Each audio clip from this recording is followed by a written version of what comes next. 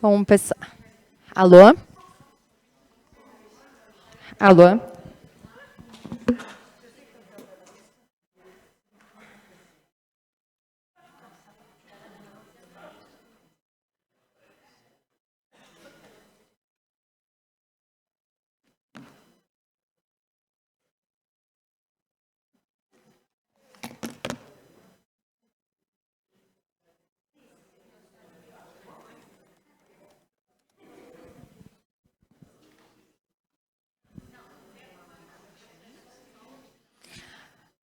Bom, boa tarde a todas e a todos.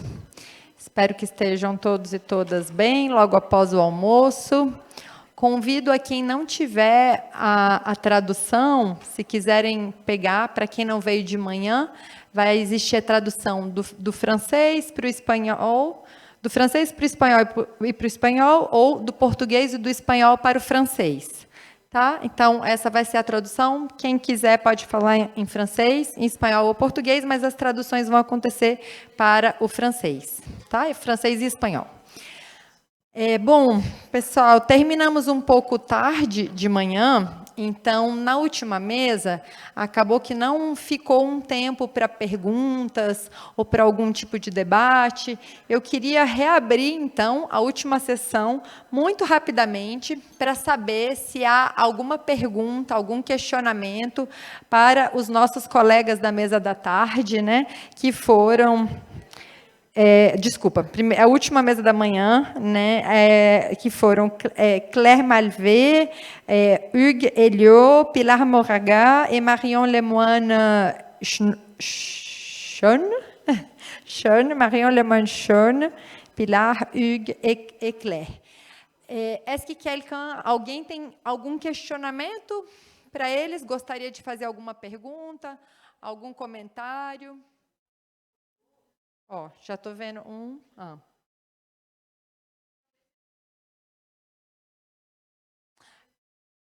Vamos terminar a mesa passada e a gente já começa a seguinte, pode ser? Então, uma pergunta, mais alguma? Mais uma? Então, 3. Então, eu vou pedir para talvez, né, que vocês retornem. A mesa vai ficar mais fácil. Se vous pouvez retourner à la table, je pense que ça sera plus facile, comme ça, vous pouvez répondre d'ici. Donc, je passe déjà. Já passo a palavra. Passo a palavra para ti. Sí, gracias. Mi pregunta es bien rápida, profesor Helio. Él mostró en las diapositivas las protestas. Las protestas en Francia.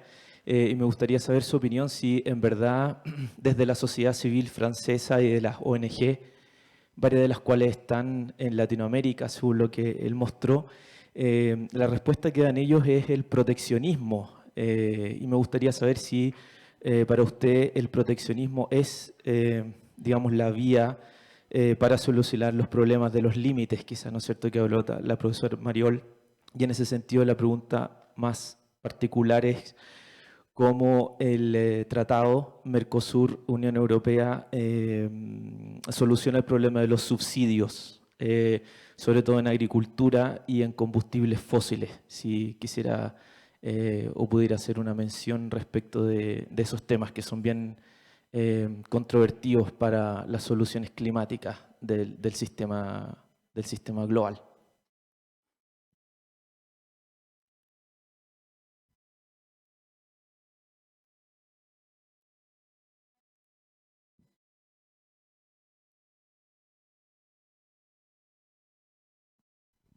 Eu vou passar para todas as perguntas e depois retomo para a mesa. J'avais déjà récupéré. Une question aussi pour mon collègue Hugues Elliot, très courte. Simplement 2 points de curiosité. Il me semble d'avoir entendu dire que désencapsuler, oui, dans le cadre des accords commerciaux, mais climatiser, non. Simplement, j'ai peut-être fait preuve d'inattention à ce moment-là, mais si tu dressais une différence sur le débat plutôt autour de ce terme qui nous occupe aujourd'hui. Et une autre question sur le dogme et qui est celui de l'exception, article 20B et 20G du GATT. Est-ce que si on prend en compte les autres accords, par exemple l'accord sanitaire et phytosanitaire, qui peut-être a une configuration qui est un peu différente, c'est pour avoir ton point de vue, qui est peut-être une configuration qui n'est pas celle uniquement de l'exception, on pourrait avoir une conclusion un peu moins pessimiste que celle que tu as, sur laquelle tu as terminé ton propos. Merci.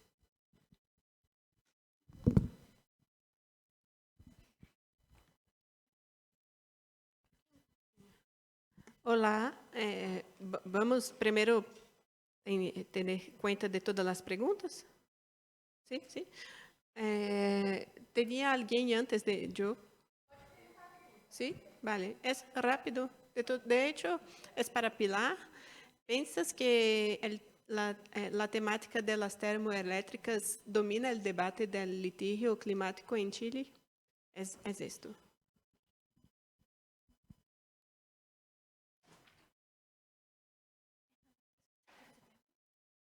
Quem quer fazer pergunta, levanta a mão.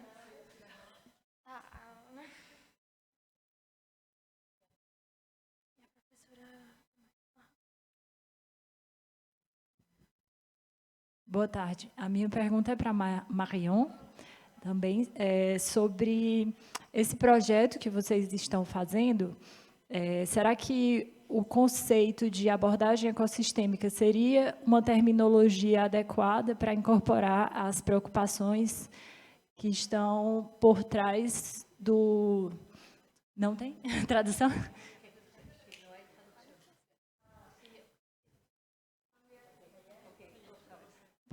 Vou repetir, então. A minha dúvida é se, no projeto de vocês, da Marion, se vocês acham que o conceito de abordagem ecossistêmica é adequado para incorporar as preocupações que estão por trás da noção de limites planetários no direito, já que é um conceito que já é encontrado em algumas normas, principalmente no âmbito europeu.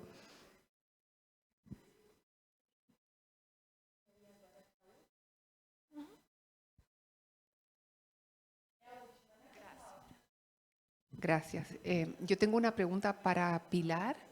Es que tenía la duda cómo se podría abordar el nivel doméstico, pero pensando en la especificidad del derecho ambiental. Por ejemplo, cómo los jueces pueden conocer el significado, digamos, más técnico de la carbono neutralidad, de la NDC, de la estrategia a largo plazo, para que esos fallos que hace referencia a la Corte Suprema no sean quizás solo ejemplos como relevantes pero únicos, sino que realmente haya una formación judicial que permita adjudicar técnicamente. Eso me preocupa un poco, de cuál es la formación que tienen los jueces para adjudicar en estos temas tan relevantes. Eso.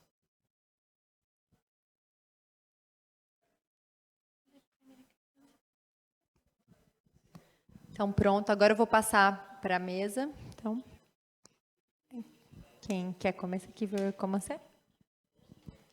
Sí, la última pregunta la voy a responder luego, porque viene la presentación y ahí justamente explico cómo los jueces, no los ordinarios, ni Corte de Apelaciones y Suprema, sino los tribunales ambientales conocen del tema de cambio climático.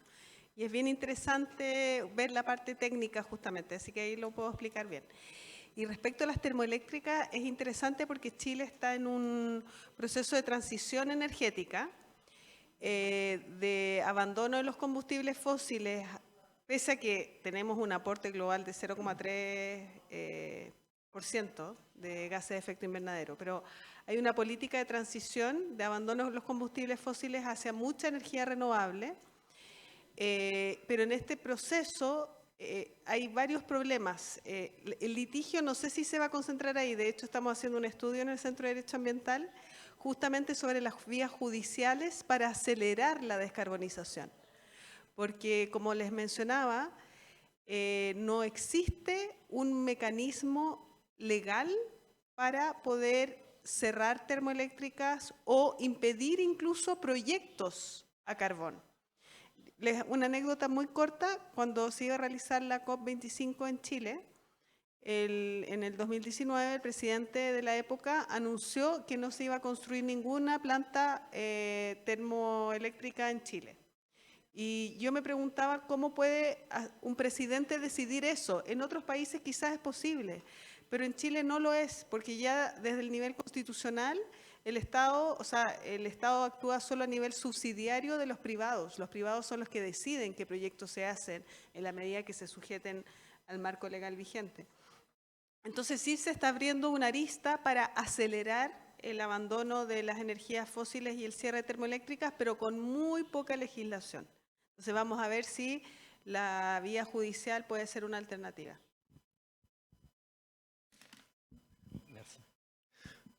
Merci beaucoup pour les 2-3 questions qui ont été posées sur commerce et climat. Peut-être tout d'abord la première, la plus simple, climatisation. Est-ce qu'il y a des éléments défavorables ou non, simplement l'appellation.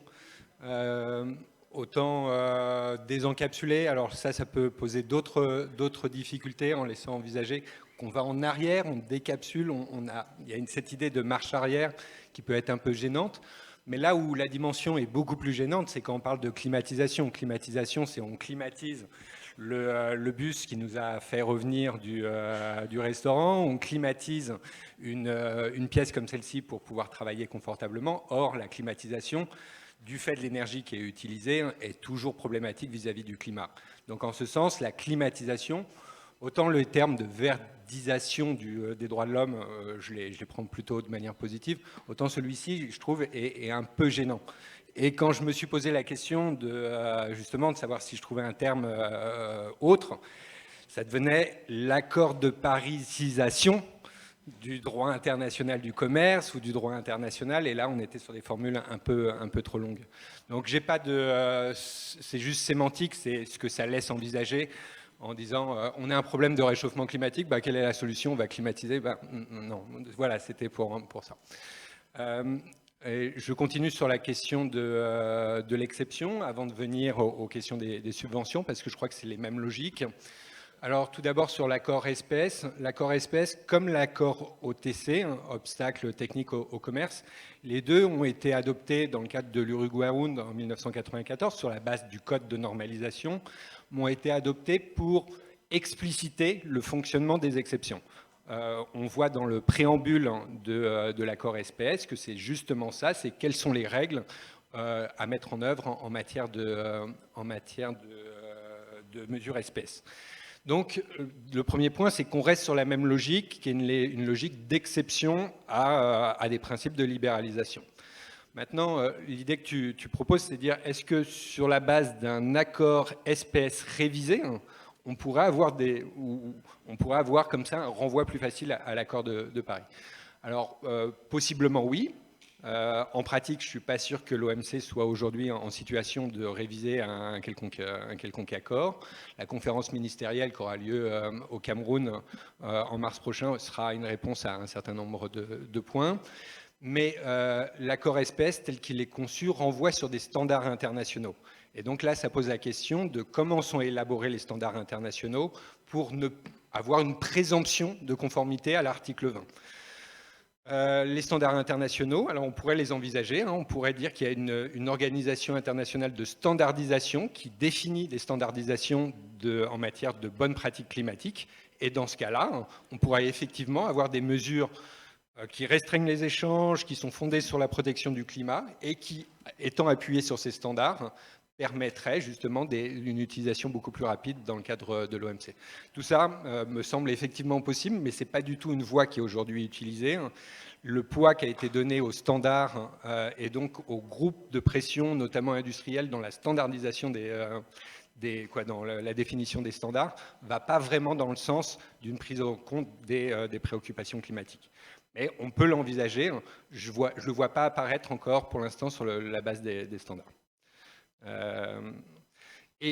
Donc pour chercher à enchaîner avec la question qui a été posée aussi, tout ça laisse apparaître qu'on resterait sur une logique d'organisation du droit international du commerce qui est celle de la libéralisation, avec l'idée qu'il faut davantage libéraliser le commerce, augmenter les flux commerciaux, augmenter les échanges de marchandises et de services, et que tout cela contribuerait au développement et indirectement au développement durable.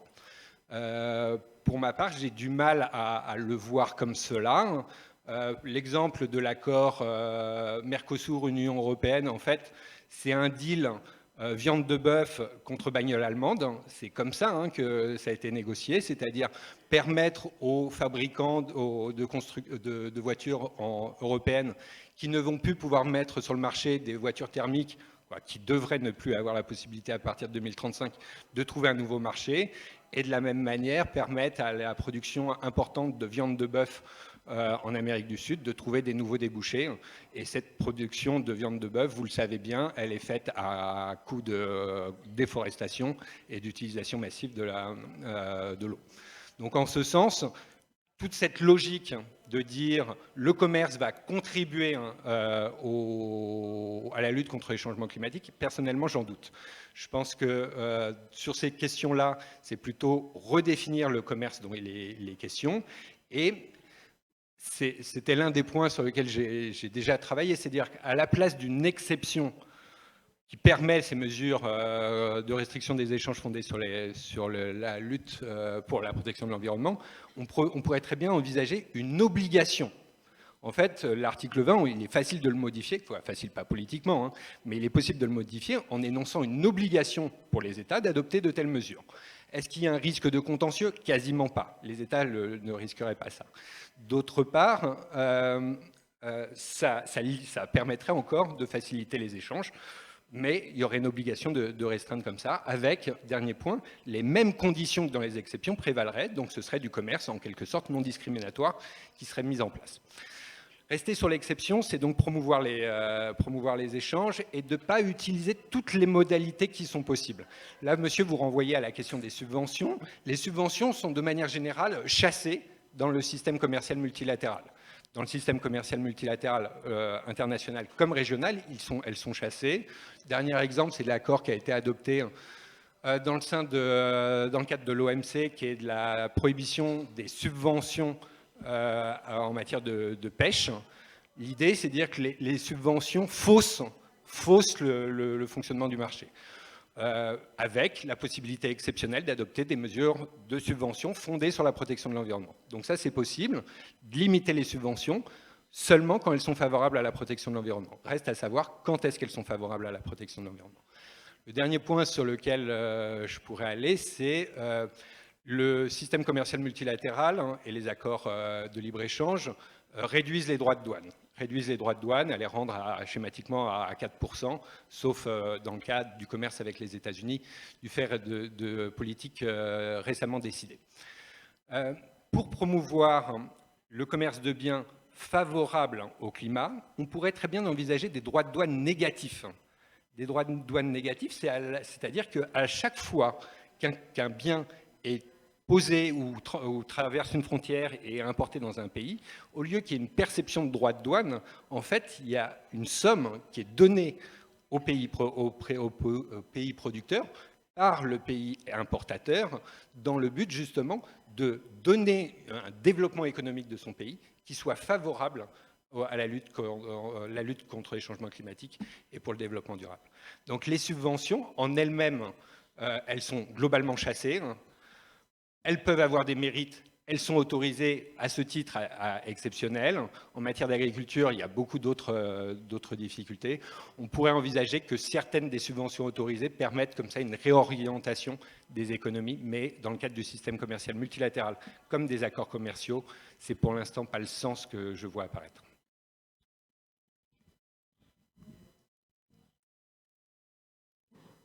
Alors, je remercie beaucoup pour la question et voilà, ça va au-delà de peut-être pour rejoindre les réponses formulées par Hugues ce que Sophie Grosbon appelait le totem, un totem et tabou. Là, on est aussi dans la question de ce dont on ne parle pas habituellement et à quel point les valeurs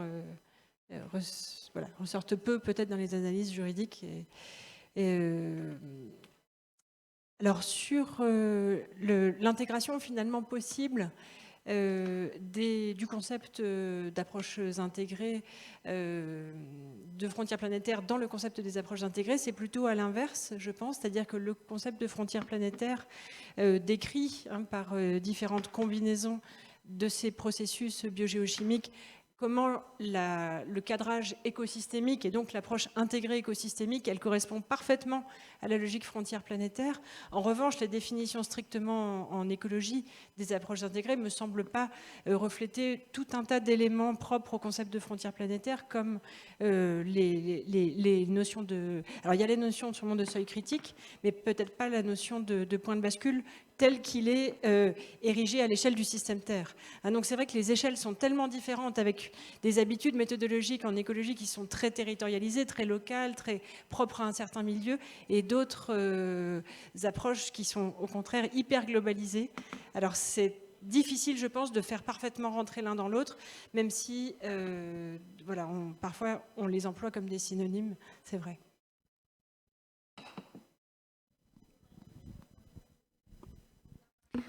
Bom, muito obrigada, merci beaucoup. Je pense qu'on peut clôturer cette table qui a été très intéressante. Et bien sûr, après, pour le café, la pause café, depois para o café, se alguém tiver mais perguntas, fiquem à vontade. Então, vamos começar a mesa da tarde e agradeço.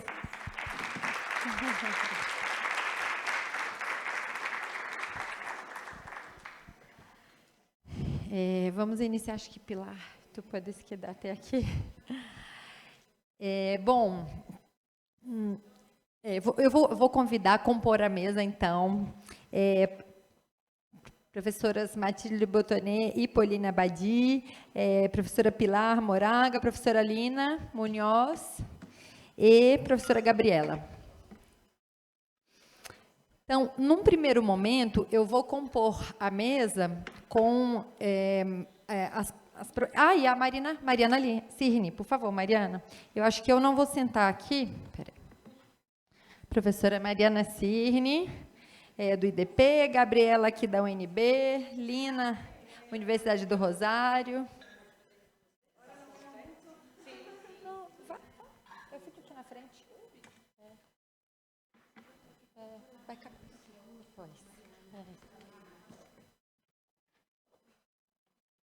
Tem mais uma cadeira ali, cara. Acho que deu, não sei se vai dar. Mas sentem-se vocês. Aqui, ó. Bom, uma mesa completamente feminina, né? Vou primeiramente agradecer todas as colegas e amigas pela disponibilidade. Então, temos aqui Brasil, França, Colômbia e Chile. E o título da mesa é Os Litígios Climáticos, um olhar cruzado entre Norte e Sul. Esse título, né, ele é o título de um projeto de pesquisa com financiamento tanto das agências, de agência brasileira, agência francesa, agência chilena, num primeiro momento, e ele tem vários objetivos, né? Um objetivo de refletir sobre a litigância climática em cada um dos países, refletir na comparação entre eles, refletir na perspectiva do litígio climático sob um olhar do Sul global, sob um olhar do Norte, pensar em critérios de comparação, diferenças, né? Então, tem tanto uma perspectiva metodológica quanto uma perspectiva substancial e processual, de comparação tanto de regiões, né, quanto de países, enfim, tem várias frentes. É um projeto que começou esse ano e ele vai durar 2 anos, e nosso intuito, né, é acolher outras perspectivas. Então, a professora Lina vai trazer a visão colombiana também. Mariana, mais do que bem-vinda para falar junto com a Gabriela sobre a perspectiva brasileira. Pilar vai falar sozinha sobre a Pilar, tu tienes derecho a una persona más contigo, ¿eh? São 2 brasileiras, 2 franceses e tu sola. Pero Pilar, logo depois nós escutaremos o professor Gonzalo Sosso e a professora Fernanda Cavedon, que vão ser os nossos primeiros debatedores, né, para tentar pensar nas pontes, né, que vão ser objeto das reflexões que vão ser compartilhadas de um modo informel, aqui pela mesa. Então, ouviremos depois o professor Gonzalo Sosso, que é da Universidade do Litoral, na Argentina, professora Fernanda Cavedon, que é de várias instituições, né, inclusive aqui da UNB, né, Fernanda, mas também do CIDCE, de Santa Catarina.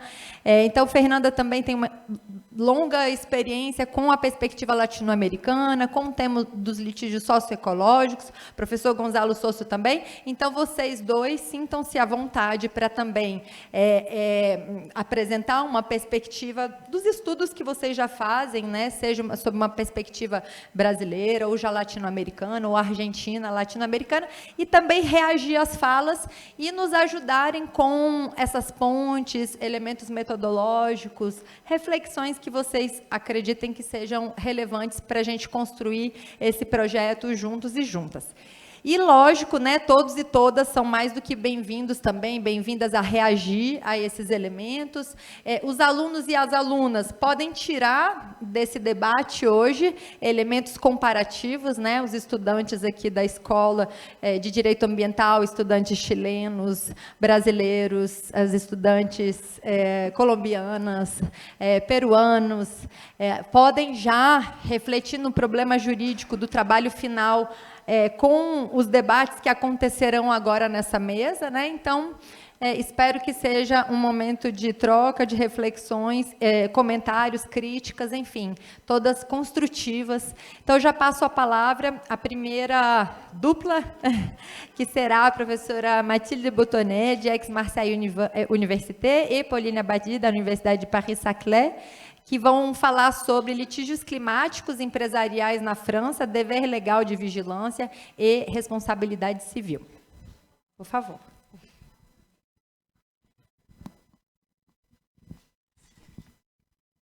Merci.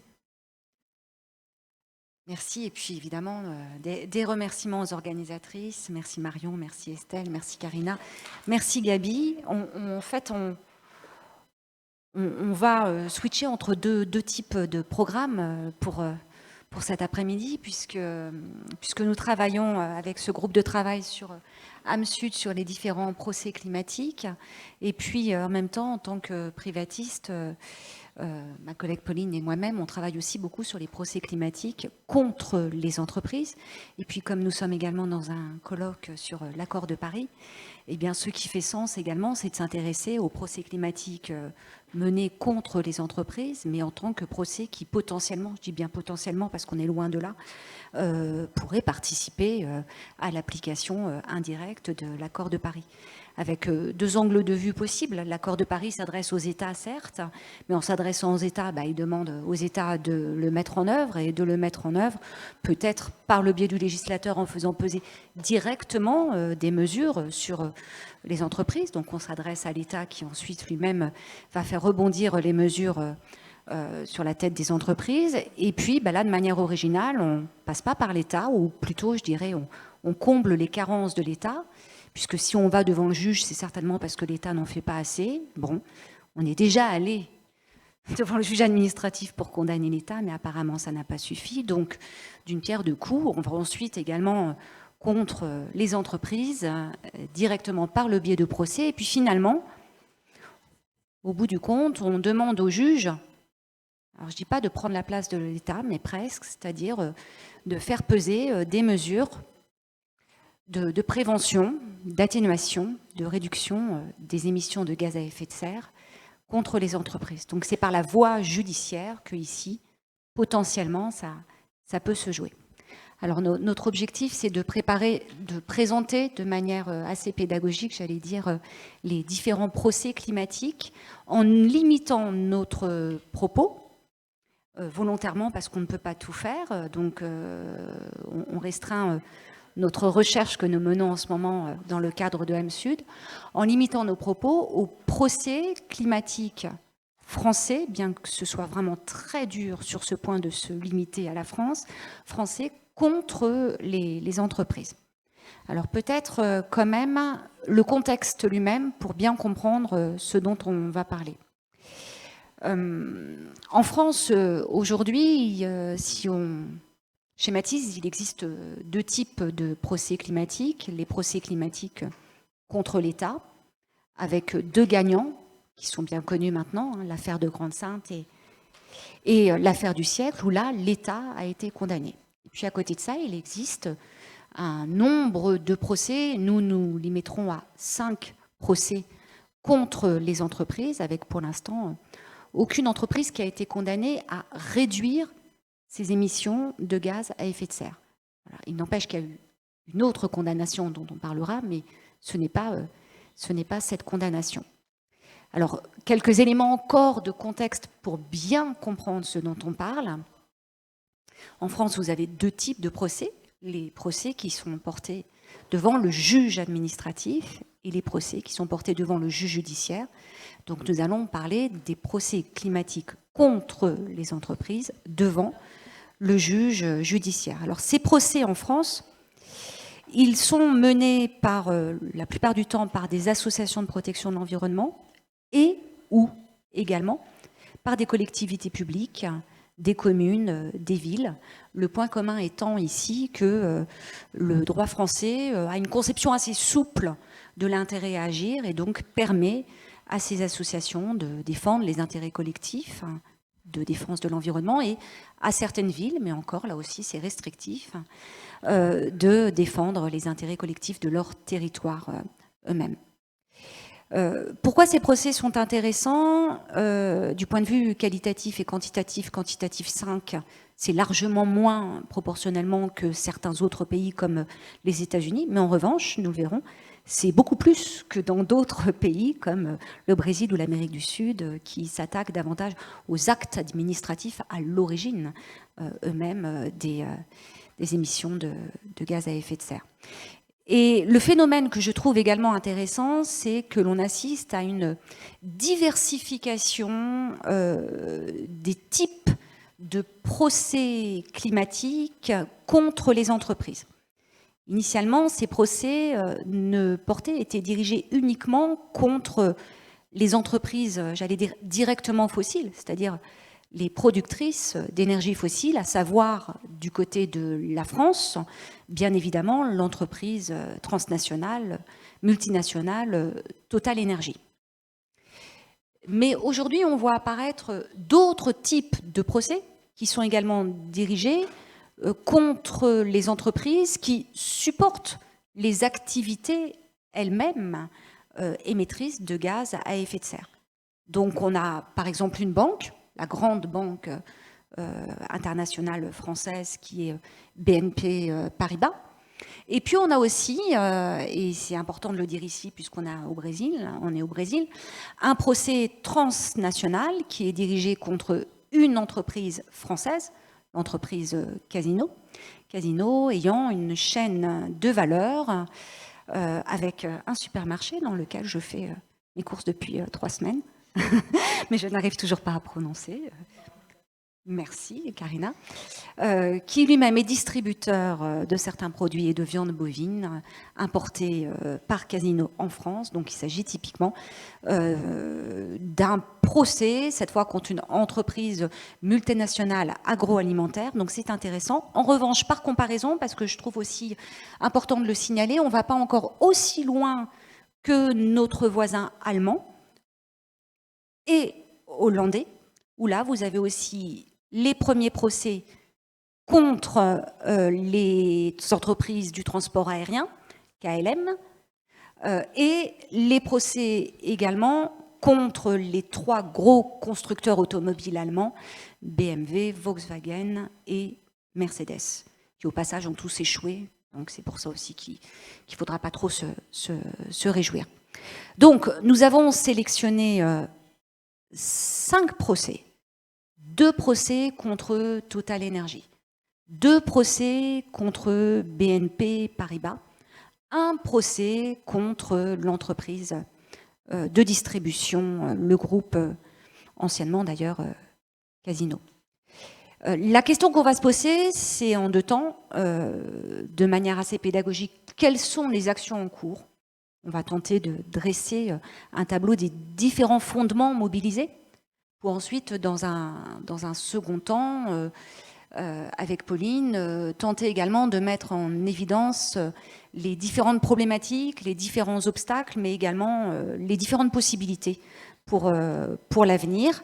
Les procès auxquels on va s'intéresser sont tous des procès tournés vers l'atténuation, si on reprend les différentes obligations de l'accord de Paris, et si on s'aligne sur ce vocabulaire d'atténuation des émissions de gaz à effet de serre et d'adaptation aux effets du changement climatique, aujourd'hui, en France, la grande majorité des procès sont des procès qui ont pour but d'obtenir la cessation d'un comportement illicite à l'origine des émissions de gaz à effet de serre.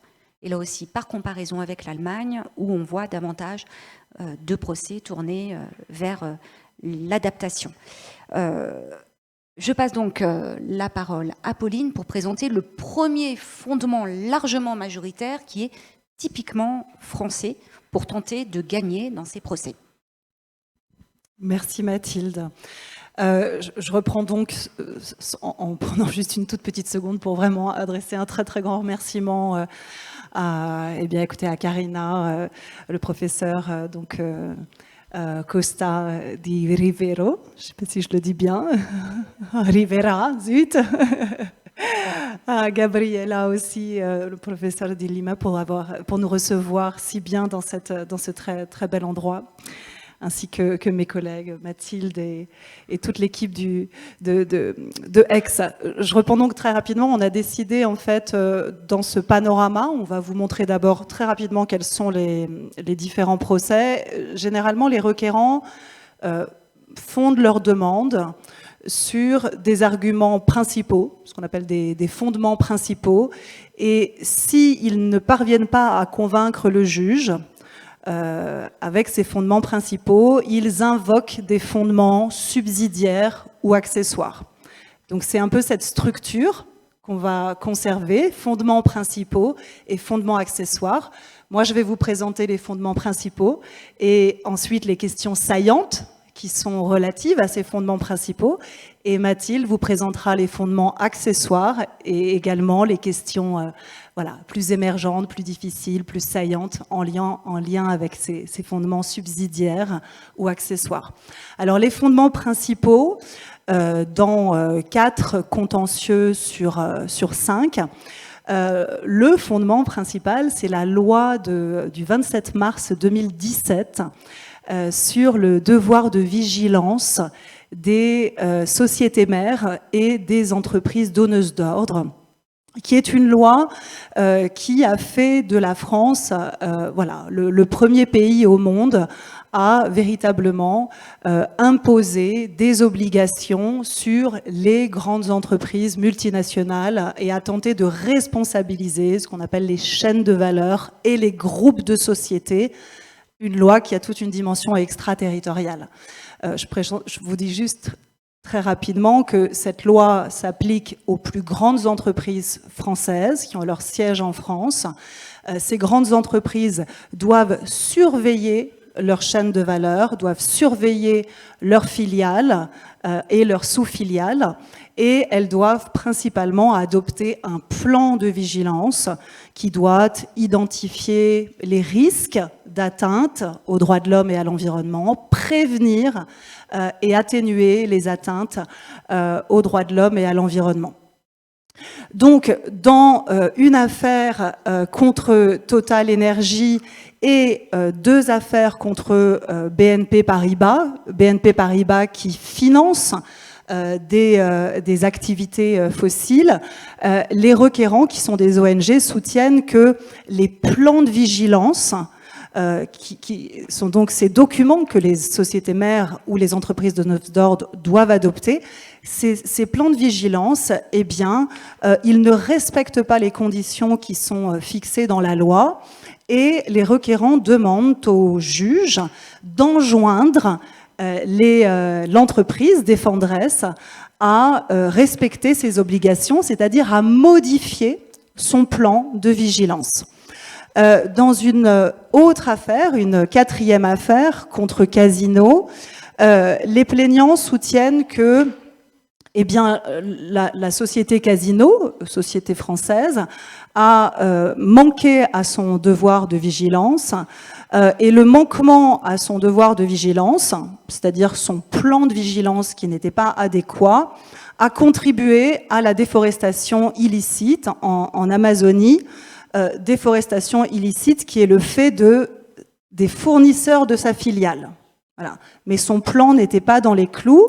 Et là, les demandeurs, les requérants, si vous voulez, demandent au tribunal d'ordonner à l'entreprise Casino de réparer les préjudices. Donc on n'est pas dans la même action que précédemment, c'est pas une action pour que l'entreprise défenderesse modifie son plan, c'est plutôt pour qu'elle répare les préjudices qui sont causés aux plaignants, notamment des communautés indigènes, par la violation de leurs droits à un environnement sain qui résulte de l'utilisation de ces terres illégalement déforestées. L'autre fondement principal dans la dernière action, c'est l'interdiction des pratiques commerciales trompeuses. Ça, c'est un terme qui nous vient du droit de la consommation. C'est, si on peut dire, la lutte contre le greenwashing. Vous avez entendu parler du greenwashing. Le fondement, c'est l'interdiction des pratiques commerciales trompeuses.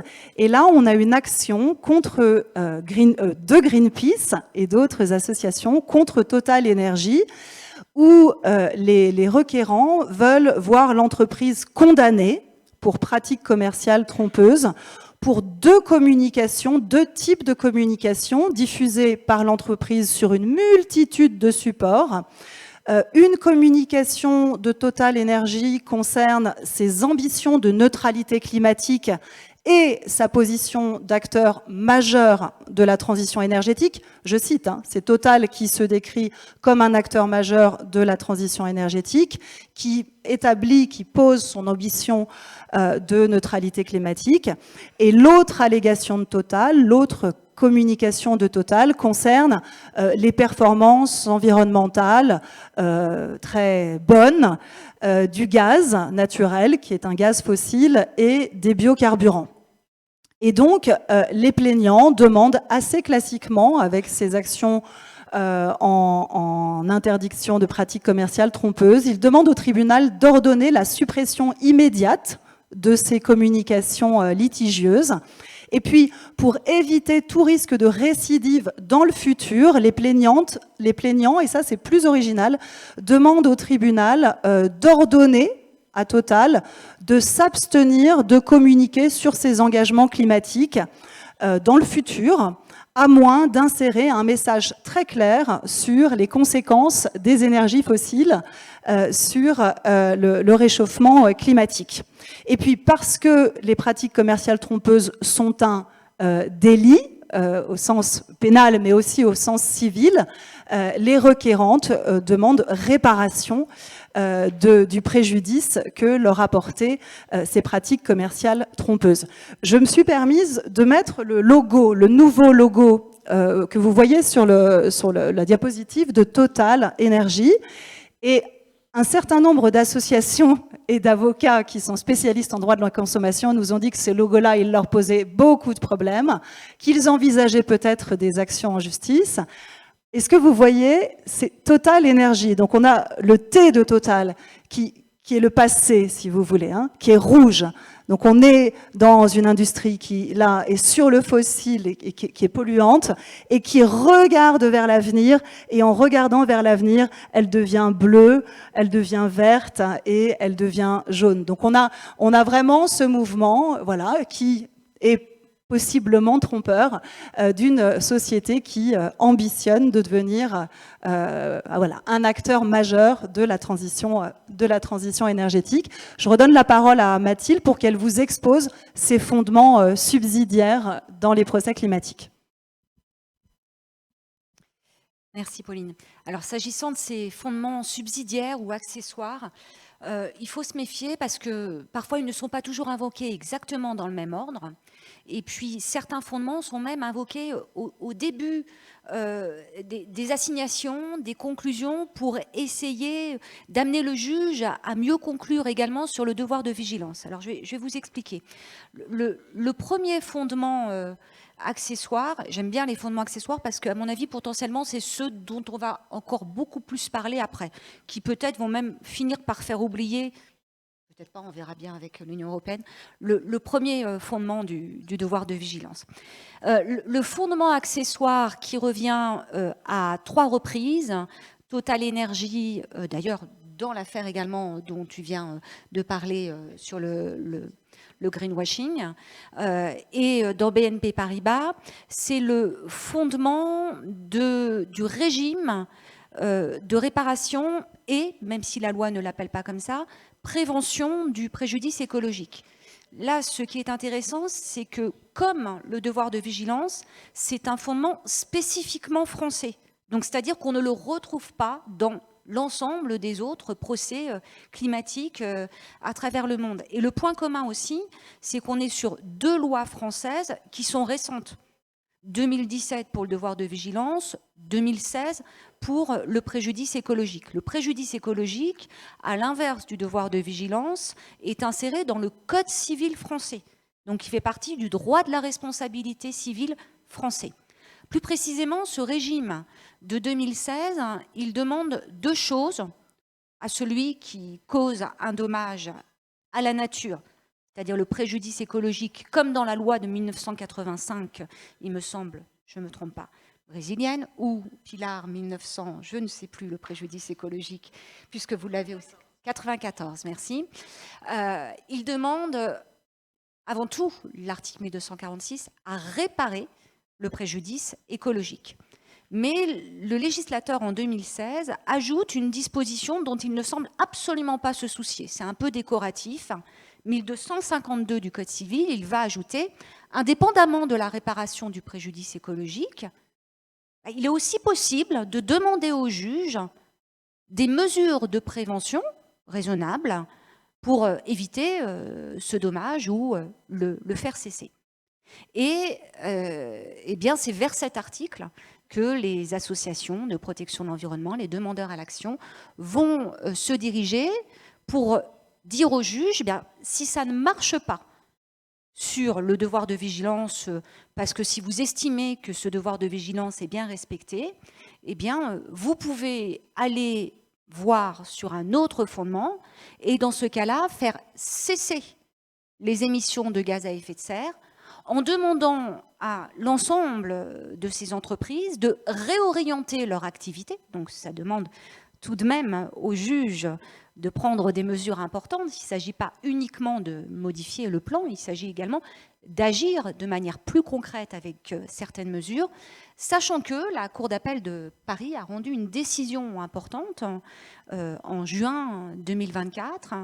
Elle a laissé la possibilité aux associations de protection de l'environnement d'invoquer les 2 dispositions, parce que les défendeurs disaient finalement la 2e disposition recoupe le devoir de vigilance et le juge dit bien c'est pas exactement la même chose, on ne demande pas une planification, on demande des mesures et donc nous verrons bien ensuite sur le fond ce qu'en pensera le juge.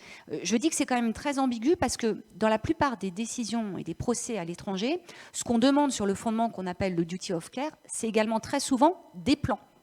Donc il peut y avoir aussi certains recoupements possibles. Le deuxième, je le mets un peu sans hiérarchie, hein, quand je suis en train de vous parler, je les évoque sans hiérarchie, ces fondements dits accessoires, qui à mon avis sont loin d'être totalement accessoires.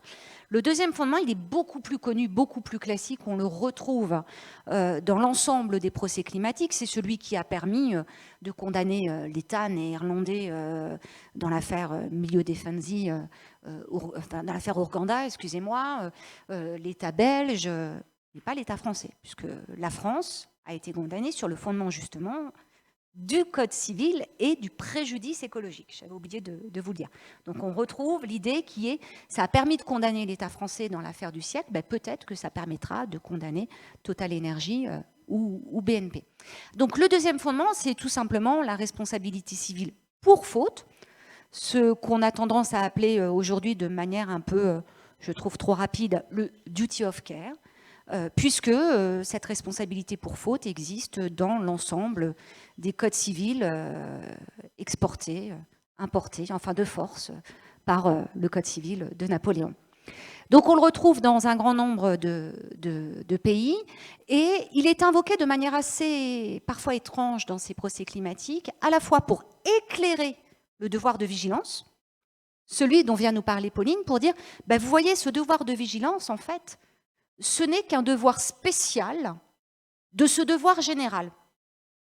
Ce qui est intéressant, parce que ça voudrait dire que les entreprises qui ne sont pas soumises à ce devoir de vigilance spécial, elles devraient être rattrapées par ce devoir de vigilance général.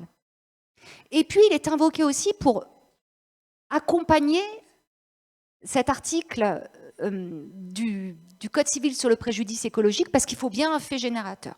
Donc le fait générateur, il doit être également démontré pour obtenir la prévention de ce préjudice écologique.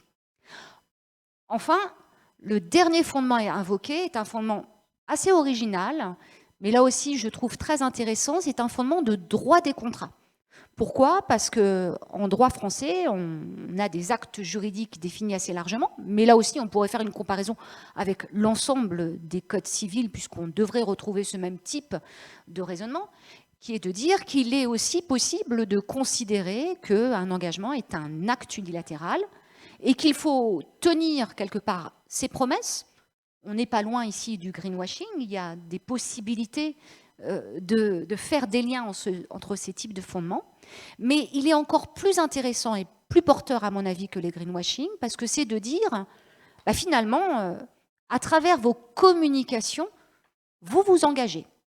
Et comme vous vous engagez, bah, vous n'allez pas seulement devoir payer des dommages d'intérêt, vous allez devoir tenir vos engagements.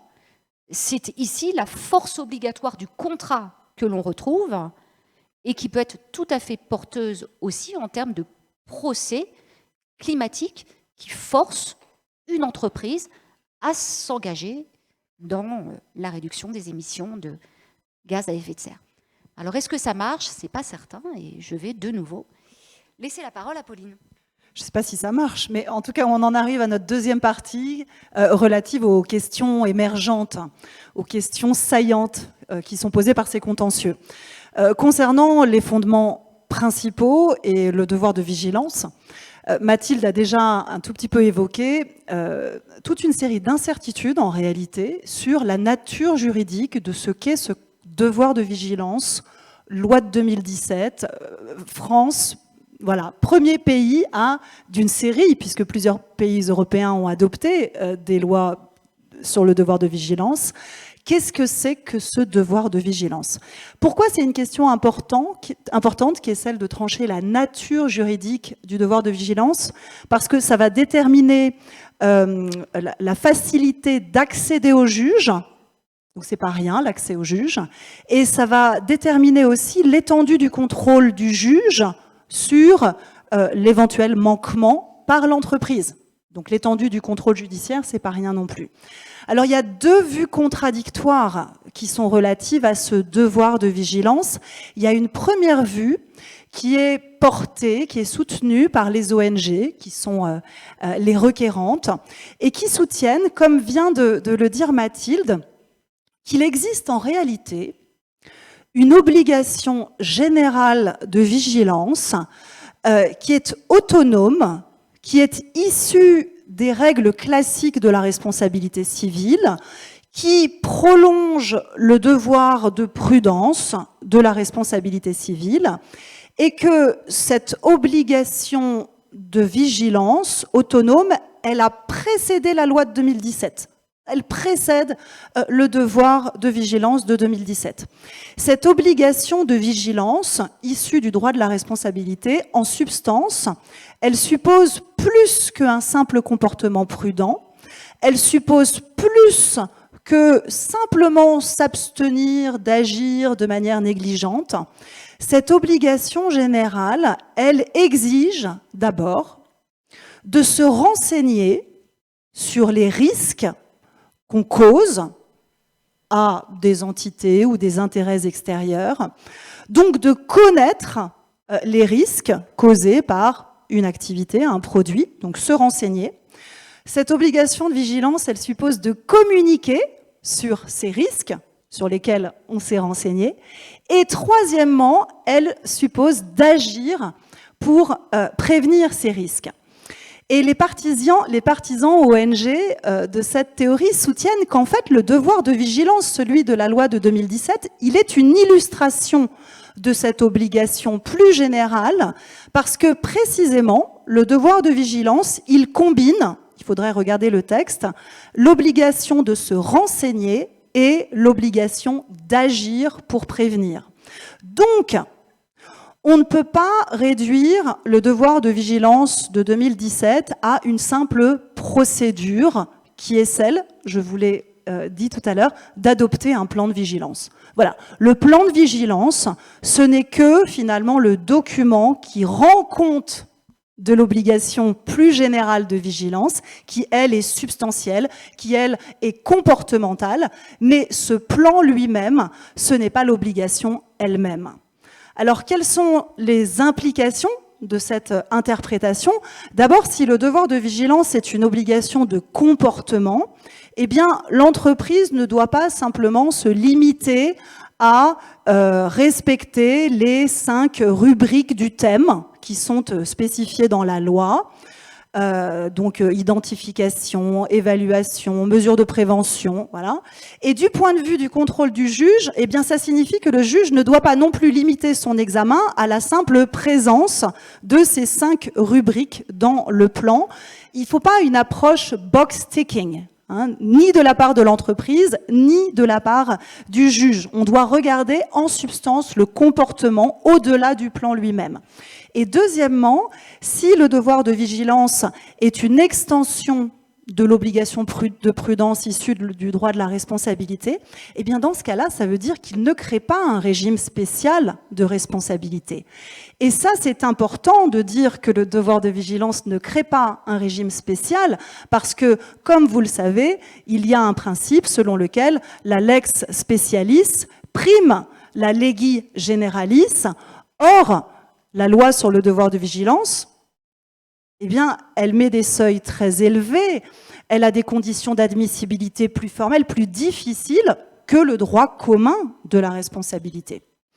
Alors, il y a un deuxième point de vue qui, lui, est soutenu plutôt par le monde des affaires et par les entreprises défenderesses et qui soutiennent que le devoir de vigilance, il s'inscrit dans un mouvement de régulation plus global qui régit les relations entre les grandes entreprises et les États. Et ce mouvement de régulation, on appelle ça la compliance. Le droit de la compliance, ça consiste à déléguer des fonctions régulatrices aux entreprises, aux acteurs économiques, parce que on pense que ces acteurs sont jugés plus efficaces que les États pour pouvoir atteindre certains objectifs d'intérêt public. Alors le droit de la compliance, il est très répandu pour ceux peut-être d'entre vous qui font du droit des affaires. On en trouve dans le secteur de la lutte contre la corruption, on en trouve en droit de la concurrence, on en trouve en droit financier. Eh bien, le devoir de vigilance de la loi de 2017, il serait en quelque sorte la pointe avancée de la compliance, parce que les entreprises seraient non seulement tenues d'adopter et de mettre en œuvre des procédures de conformité pour elles-mêmes, hein, des compliance programs pour elles-mêmes, mais elles devraient en outre s'assurer, comme des gendarmes, puisqu'elles ont des fonctions de régulation, que leurs sous-traitants, que leurs filiales, et donc que des tiers mettent aussi en œuvre ces procédures de conformité. Alors, quelles sont les implications d'une telle interprétation ? Un contrôle judiciaire réduit, parce qu'un contrôle judiciaire trop important viendrait porter atteinte à la liberté d'entreprendre, parce que le juge ne peut pas s'immiscer dans la gestion des entreprises. Donc, voilà, en tout cas, un contrôle plus réduit. Alors, comme j'ai pas beaucoup de temps, je vous passe la deuxième difficulté qui est à l'œuvre avec le devoir de vigilance. Et j'en arrive aux pratiques commerciales trompeuses et la lutte contre le greenwashing. Alors, on vient d'avoir une décision qui a été rendue il y a 2 semaines, donc dans l'affaire Greenpeace contre Total, où l'entreprise Total a été, condamnée pour greenwashing. Néanmoins, il y a un certain nombre d'obstacles qu'il faut avoir en tête. Le premier obstacle, et d'ailleurs sur lesquels les requérantes ont chuté, ont trébuché, le premier obstacle concerne d'abord la définition de ce que c'est qu'une pratique commerciale, parce que le droit des pratiques commerciales trompeuses s'applique aux pratiques commerciales. Et en fait, ça pose la question de savoir, dans quelle mesure les déclarations de Total d'être climatiquement neutres, dans quelle mesure les performances environnementales du gaz et des biocarburants sont excellentes, dans quelle mesure ces affirmations, elles sont en relation directe avec la promotion, la vente ou la fourniture d'un produit aux consommateurs. Donc voilà, est-ce que ces discours-là, ils ont un lien direct avec la promotion ou la vente de produits à des consommateurs? Et ce qui est compliqué, c'est que ce type de communication, ce type d'information sur l'ambition climatique de Total concerne en réalité l'identité de l'entreprise. D'ailleurs, ces communications ont accompagné toute une politique de changement de nom de l'entreprise, où elle est devenue en 2021 Total Énergie. Et donc, ça relève davantage d'une communication de type institutionnel et pas véritablement une communication commerciale. Justement, sur ce terrain-là, les requérantes ont pour partie trébuché, puisque le juge a considéré que sur toutes les communications litigieuses, la plupart d'entre elles ne relevaient pas de pratiques commerciales, relevaient en réalité de communication informationnelle sur l'actualité d'une entreprise. Et donc, ça pose vraiment la question aussi de la liberté d'expression des entreprises. Vous savez que dans le domaine de la responsabilité sociale des entreprises, les entreprises communiquent sur des sujets d'intérêt général. Or, on peut se demander qu'à partir du moment où on demande à des entreprises de devenir des citoyens, de communiquer sur tous ces sujets-là, elles ne communiquent plus en matière commerciale. Et donc, elles n'ont pas besoin de se conformer à cette loi anti-greenwashing. Et puis le deuxième obstacle, qui là est intéressant, porte sur finalement le caractère trompeur de l'allégation de neutralité climatique. Mais en fait, non. Voilà, donc c'est juste en fait dans quelle mesure est-ce que l'entreprise, quand elle dit qu'elle a une ambition d'être climatiquement neutre, et quand on regarde en réalité le scénario qu'elle a adopté, les engagements qu'elle a pris, est-ce que sa communication est trompeuse? Alors dans cette affaire, Total soutient qu'il n'y a pas de trajectoire unique et réglementée de neutralité climatique applicable aux entreprises, qu'il n'y a pas de consensus scientifique sur la définition de la neutralité climatique, il n'y a pas non plus de consensus sur la nécessité d'arrêter immédiatement l'ouverture de nouveaux gisements pétroliers, et donc que son scénario, qui est fondé sur de nouveaux investissements en matière gazière et pétrolière et l'ouverture de nouveaux gisements, son scénario, il ne trompe pas le consommateur. Et ce qui est intéressant, c'est que dans le jugement d'octobre 2025, le juge rappelle qu'en matière de pratiques commerciales trompeuses, le caractère trompeur d'un message s'apprécie toujours dans la perspective du consommateur. Et le juge note qu'à chaque fois que Total fait état dans ses communications de son ambition de neutralité climatique, c'est en fait à la neutralité climatique de l'accord de Paris que Total fait référence. Et là, le juge précise que si l'entreprise a le droit d'avoir son propre scénario de neutralité climatique, et ce n'est pas au juge de dire si ce scénario-là, il a des contrariétés ou pas, même si ce scénario est complètement à rebours de ce que dit la communauté scientifique, en tout cas, le fait de ne pas l'avoir précisé a conduit les consommateurs dans la fausse croyance qu'en achetant des produits Total, eh bien, ils participaient à cette transition recommandée par la communauté scientifique mondiale, recommandée par le GIEC. Bon, je crois que j'ai été beaucoup trop longue. Voilà. Peut-être quelques mots de conclusion, juste pour... je laisse passer ma partie. Juste pour rebondir sur le fait que sur les fondements accessoires, effectivement, là aussi, il y a différents obstacles dont je n'ai pas le temps de parler. Donc, on discutera davantage au moment des questions. Merci. On reprendra.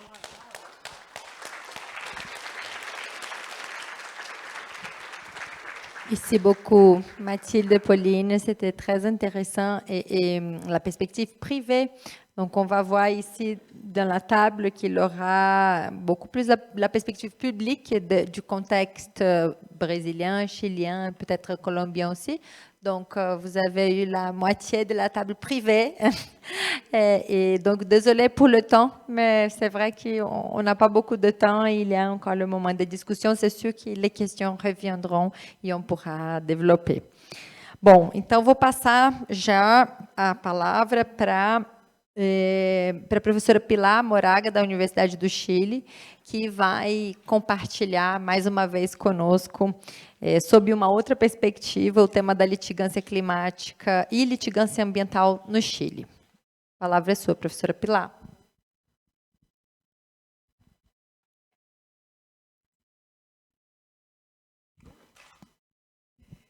Gracias, Karina. Sí, vamos a hacer un contraste grande porque Matilde y Pauline presentaron el derecho privado o aspectos del derecho privado de la litigación climática, muy interesante. No me imagino eso en Chile, pero no tenemos colegas de derecho civil acá presentes, sobre todo por temas de publicidad engañosa, ¿no? En temas de cambio climático yo escucho todo el tiempo, en la radio y en la televisión, publicidad engañosa, entonces ojalá tuviéramos esa herramienta. Lo que yo les voy a presentar un poco es la realidad chilena, en el cual, y aquí voy a responder a la pregunta de Amaya delante, sobre principalmente la litigación climática o la cuestión climática.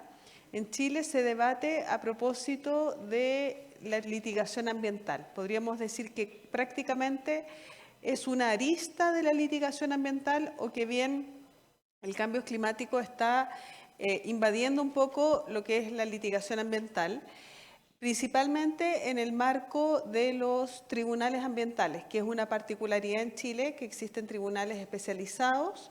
Y estos tribunales especializados además tienen una composición mixta con 2 jueces, ministros abogados y uno técnico de las ciencias ambientales y también económicas. Y eso le da un cierto cariz especial. Entonces, dentro de esta discusión de la ambiental, de controversias ambientales, dentro de los tribunales ambientales, pero también en tribunales superiores de justicia, como les mencioné esta mañana, se debate la cuestión climática. Esta mañana yo ya les anuncié, bueno, aquí hay un mapa de Chile con los distintos conflictos existentes en el país. Ahí, perdón. Ahí, atrás, ahí. Ahí. No, es que se va...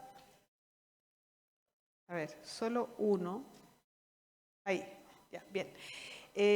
Bueno, en la mañana yo les traté algunos aspectos, sobre todo el rol del Acuerdo de París en la litigación climática a nivel constitucional, pero también hay que reconocer que hay otros debates que se dan a nivel constitucional, como es, por ejemplo, cuestiones relativas a la sequía, sobre eventos climáticos extremos vinculados a la cuestión climática, y en este sentido hay jurisprudencia, por ejemplo, que reconoce el derecho humano al agua en un contexto de sequía, y eso ya es una aproximación ya no tanto desde la mitigación, como lo mencionaban las colegas acá anteriormente, sino de la adaptación y de la vulnerabilidad y riesgo frente al cambio climático.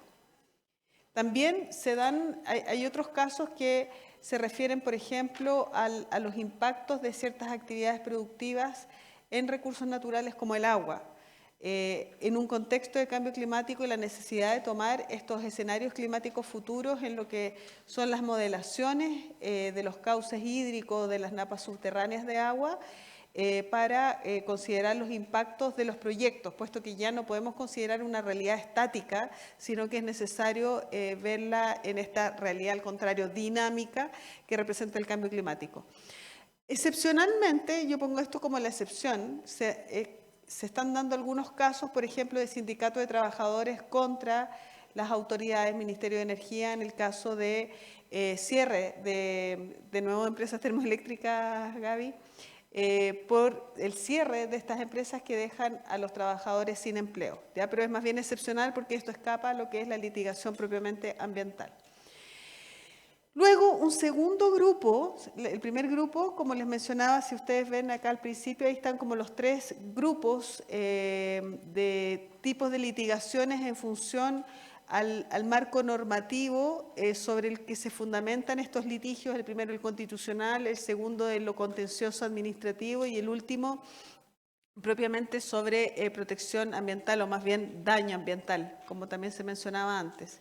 En el caso de lo contencioso administrativo, que son todas aquellas reclamaciones que se presentan en contra de decisiones de la autoridad, también se pueden observar varias causas en los tribunales ambientales en los cuales se reclama contra actos administrativos, ya sea del Ministerio de Medio Ambiente, de la Superintendencia, o también respecto de los titulares de proyectos de inversión, respecto de los cuales se les puede negar la resolución de calificación ambiental o el permiso ambiental en la versión más simple, o condiciones a estos permisos. Pero sin duda ahí ustedes ven, estos son el 17, es el artículo 17 de la ley que crea los tribunales ambientales, y ustedes ven que el número 17, número 6, es la acción de reclamación que pueden presentar los terceros a proyectos de inversión que han ingresado a un sistema de evaluación de impacto ambiental y que han presentado observaciones ciudadanas. Y por lo tanto, en ese marco de las observaciones ciudadanas que no han sido debidamente consideradas por la autoridad, es que también se da una discusión rica respecto a cómo el cambio climático está influyendo en el impacto ambiental de los proyectos de inversión.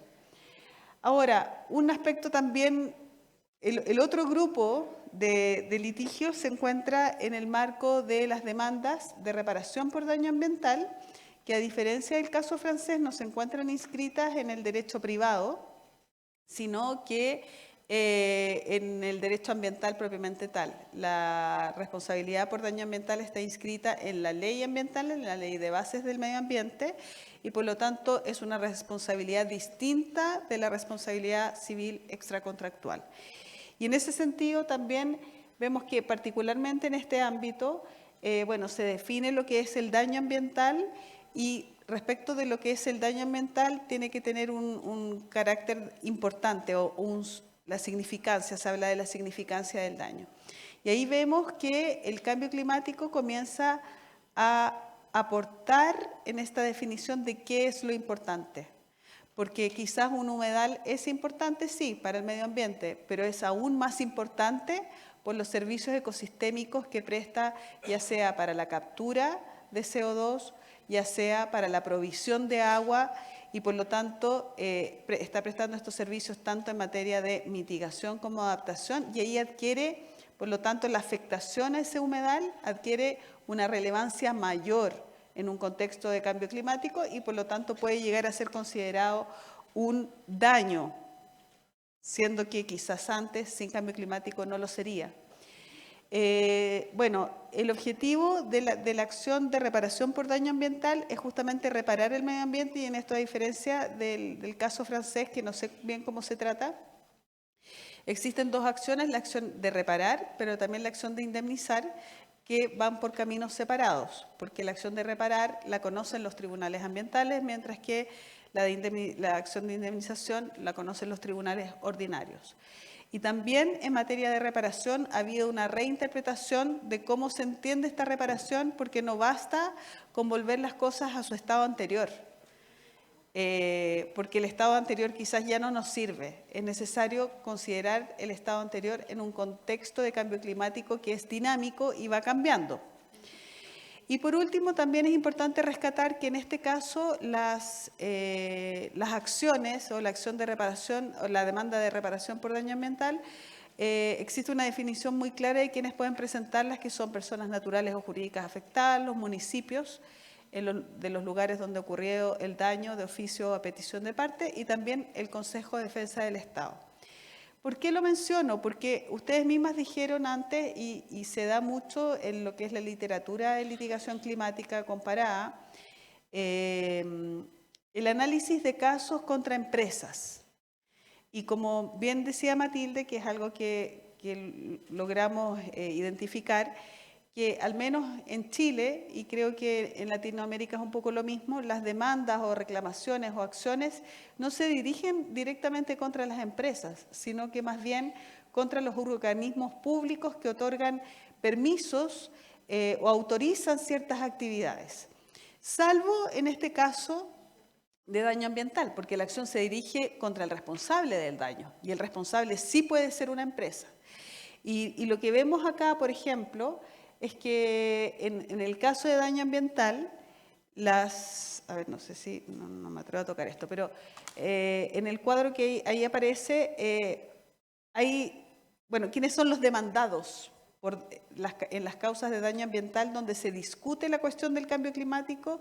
Son actividades productivas, ya son actividades productivas ya sea mineras, salmoniculturas, el sector inmobiliario, que hoy día hay mucha construcción de inmuebles, de habitaciones que están ubicados en zonas, bueno, a propósito de los humedales, por ejemplo, ahí hay una tensión muy fuerte en la construcción de inmobiliaria cerca de humedales, o empresas sanitarias, o vertederos, centrales termoeléctricas, también actividades ganaderas. Y como les decía, bueno, en materia de demandantes, ya los legitimados en general son los municipios o la sociedad civil.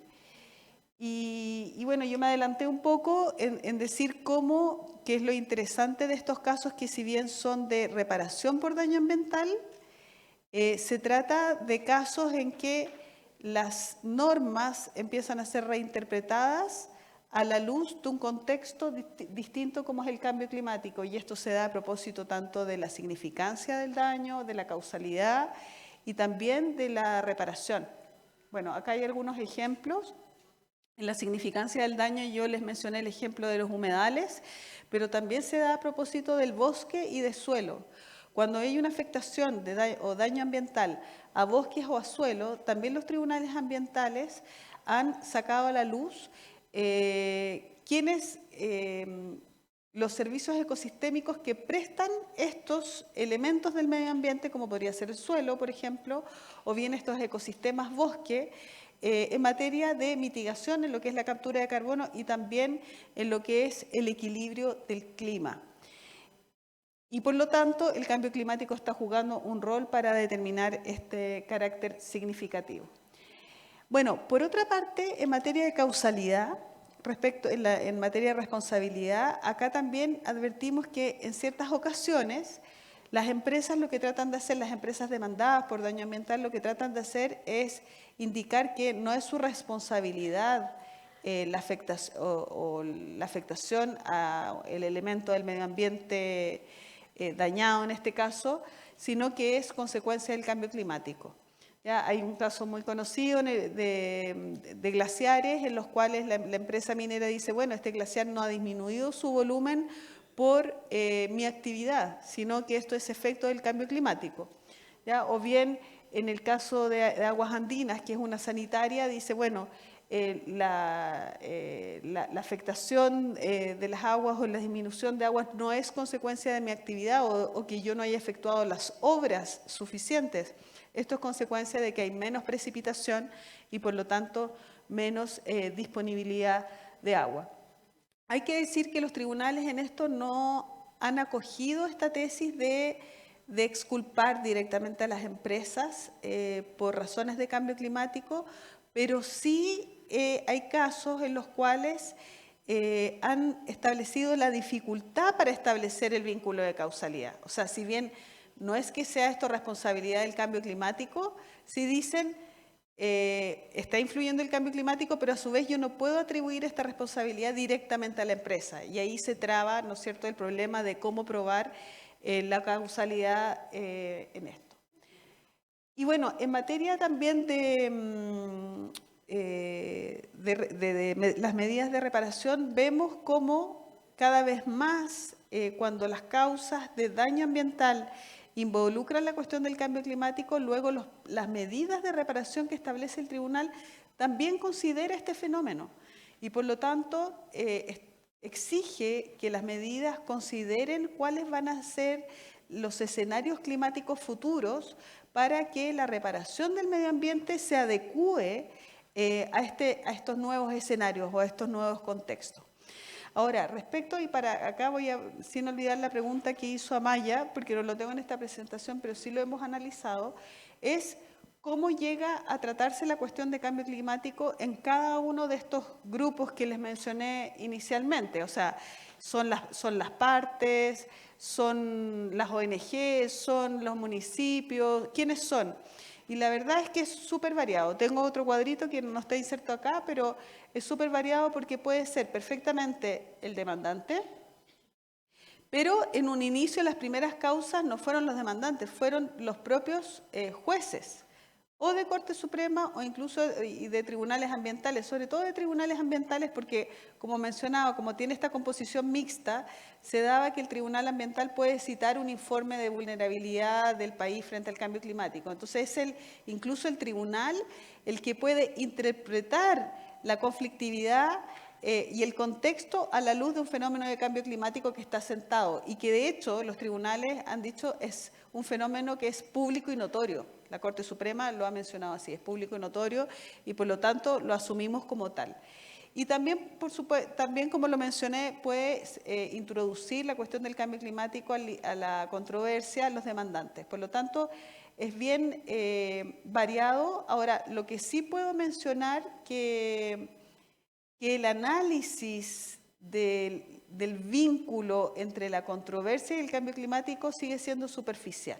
Y ahí yo creo que me uno a lo que indica Amaya, puede que se cite al Acuerdo de París, se cite la Convención Marco de Naciones Unidas para el Cambio Climático, se citen informes científicos, pero no hay un análisis muy profundo ni mayor, siendo que en materia ambiental lo hay en otras áreas. O sea, cuando vemos, no sé, alguna causa de contaminación, vemos los análisis que se hace de los contaminantes, es sumamente técnico.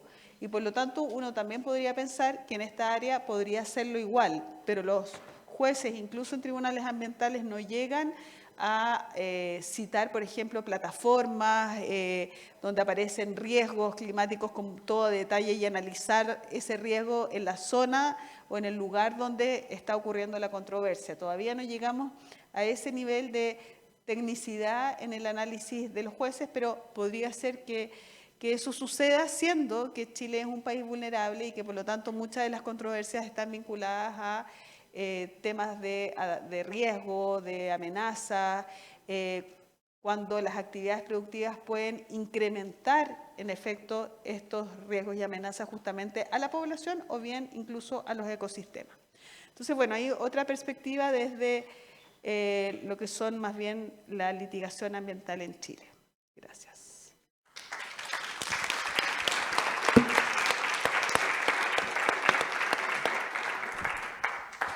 Muchísimas gracias, Pilar. Excelente ver toda a evolução de la investigação também, porque cada vez avançamos mais, se vê mais las perspectivas, os elementos, se detalha mais, assim que já escutei Pilar falar algumas vezes, mas nunca é o mesmo, assim que muitas graças. De la mañana, de la mañana hasta, de la mañana para la tarde, eu perguntei a Pilar, ¿va a ser a mesma coisa? Ella, no, nunca é a mesma coisa, así que tiene mucho a decir, Pilar. Nosotros tenemos un trauma con esos profesores que llegaban, ustedes son muy jóvenes, pero llegaban con los papeles amarillos, porque eran las clases las mismas clases que hacían año tras año tras año y el papel estaba amarillo. Entonces no queremos ser así. Sí, no, por la como fue rico, no, por la mañana completamente diferente de la tarde, así que muchos temas interesantes para refletir. Então, vou passar a professora Lina agora, que vai falar, então, sobre a perspectiva da Colômbia. A professora Lina Munhoz, da Universidade de Rosário de Colômbia, uma das organizadoras da escola, junto com a professora Pilar. A professora Lina vai falar sobre a emergência climática é agora, formação jurídica e justiça no Caribe colombiano. Professora Lina, palavras. Obrigada. Boa tarde a todos e todas. É um grande prazer estar aqui hoje com vocês, nesta que eu considero a minha casa acadêmica no Brasil.